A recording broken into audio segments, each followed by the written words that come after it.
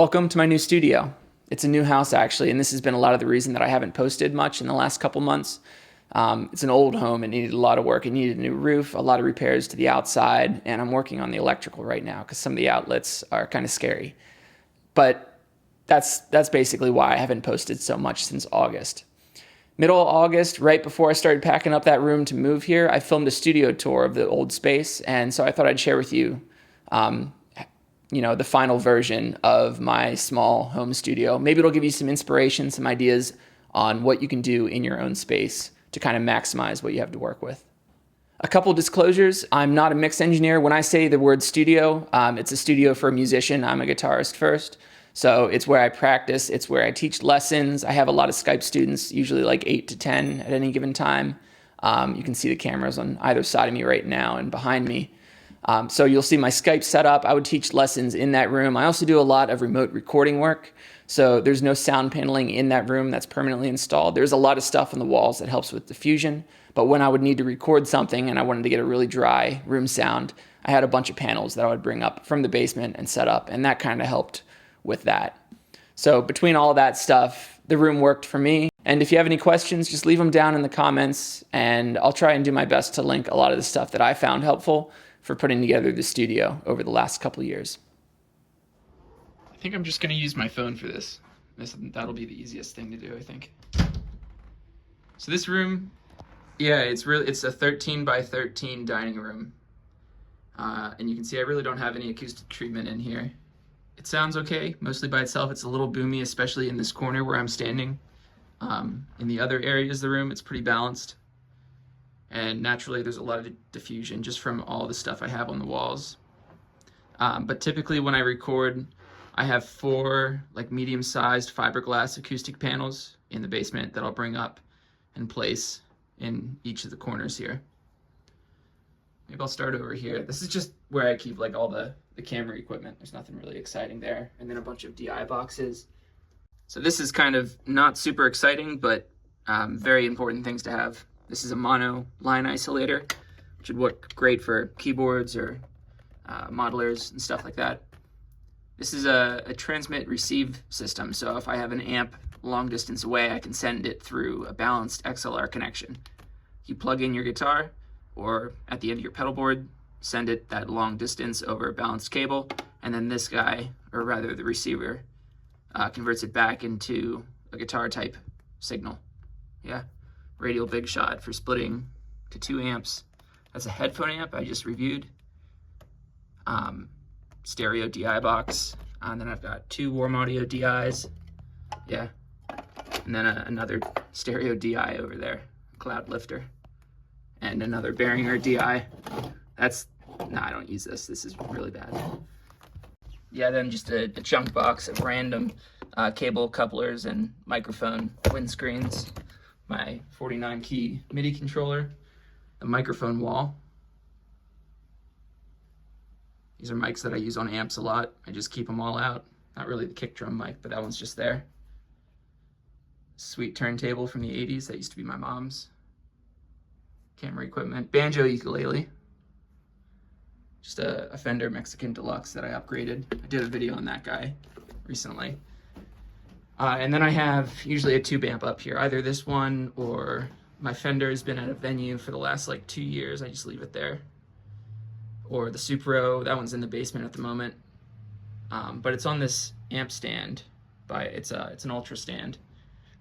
Really nice thing to have. And before I got into modeling, it just lived in my car because every time I play out live with an amp, I like to bring that. Just puts your amp up at a higher level, points it towards your ears, and that's how you make sure you're not being too loud.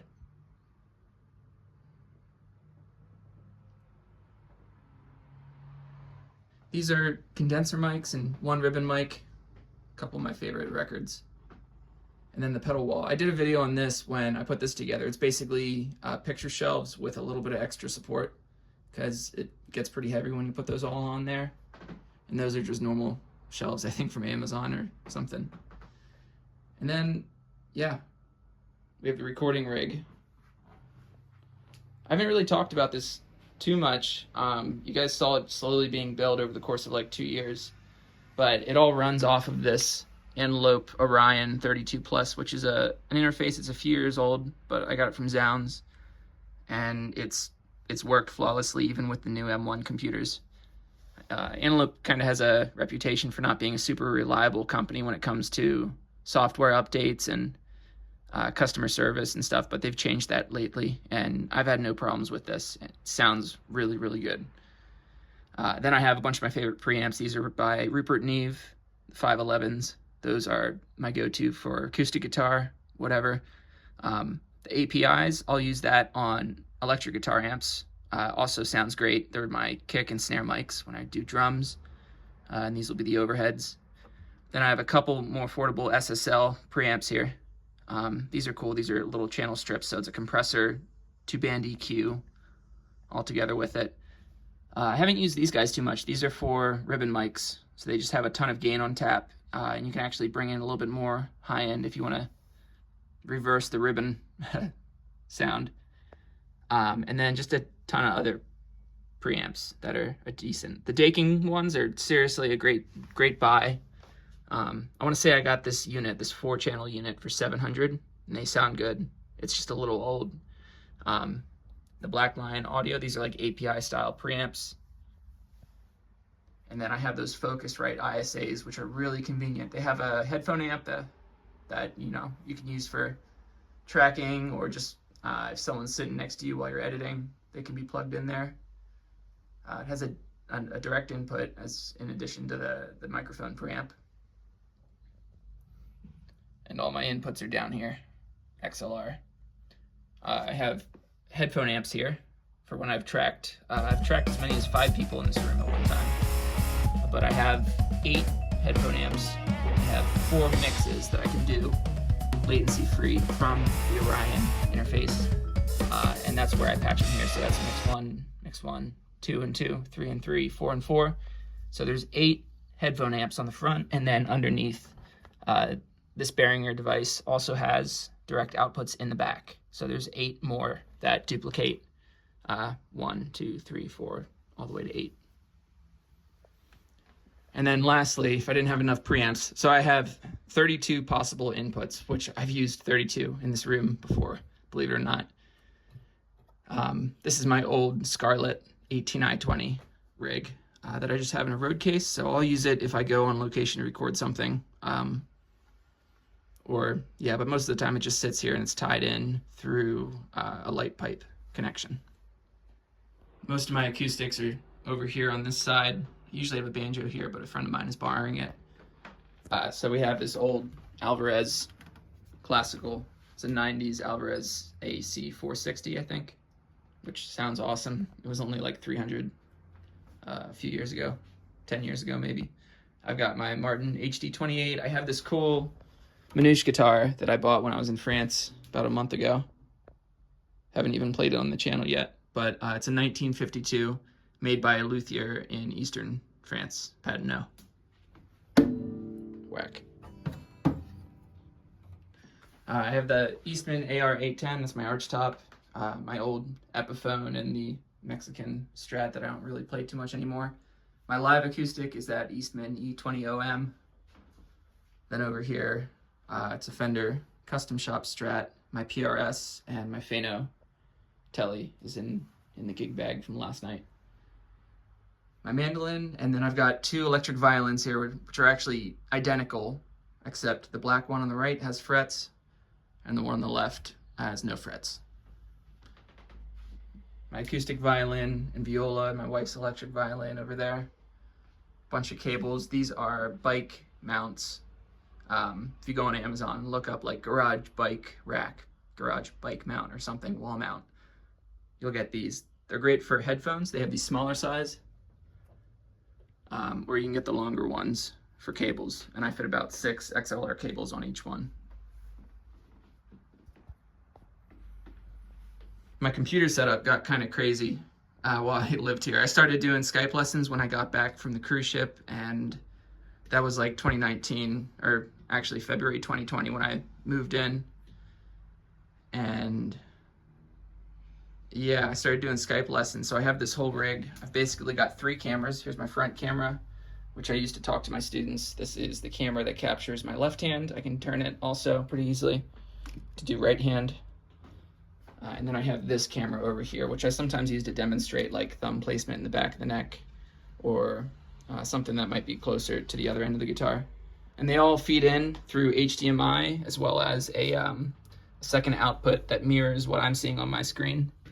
And they go to the Blackmagic ATEM Mini. This is the cheapest one they had, and yeah, if you remember at the beginning of the pandemic, it was really hard to get a capture card. I couldn't find any. Everything was out of stock. And Blackmagic had just come out with this sweet HDMI switcher. It had a secondary capability to be a USB capture device. So I saw that, and I paid a little bit more than I probably would have for a capture card, but it's been great because it's just manual control of my 4 angles. So that's my main camera. That is the camera to the left. This is the camera right here. And then 4 is my screen, basically. It's got inputs for microphones, which I have coming from this guy.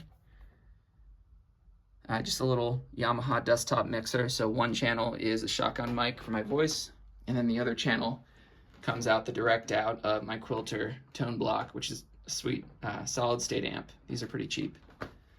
And I hear myself through this 2x12 PRS cabinet coming from the Quilter, but there's a direct out in the back there that goes into the mixer, and I just balance it and then send it into the ATEM, sync it up with the cameras, and then it goes to USB to my Mac Studio.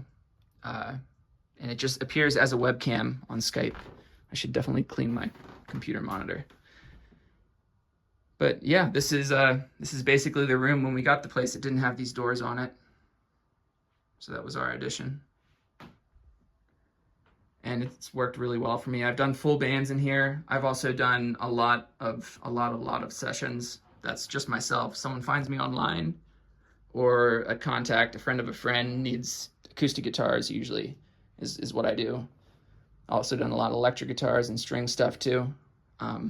But they find me, and I record all the stuff in my home, just right here, sitting at my desk. And yeah, I guess the one thing I maybe didn't talk about was the monitor controller. This is Heritage Audio passive monitor controller. It's the only passive controller I would get.